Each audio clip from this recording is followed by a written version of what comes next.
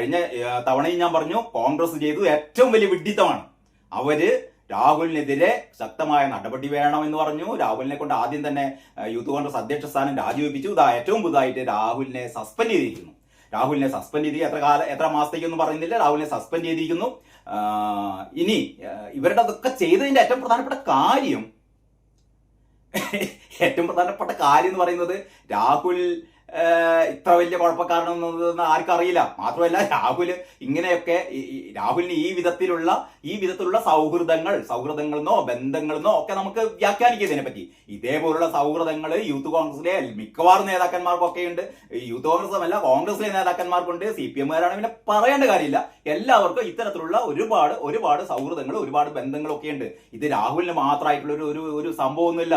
ഇത് രാഹുലിനെ മാത്രം ടാർഗറ്റ് ചെയ്യാനുള്ള കാരണം ഇതായിട്ട് പുറത്തേക്ക് വന്ന് മുട്ടയെ പോലുള്ള കുറെ നികൃഷ്ട ജീവികള് ഇതങ്ങോട്ട് കത്തി ആളിപ്പിച്ച് മുത്തുച്ചിപ്പി മാഗസിൻ പോലെ ആൾക്കാർ ഇത് എന്താ പറയാ, നമ്മുടെ പ്രേക്ഷകര് ഇത് ഭയങ്കര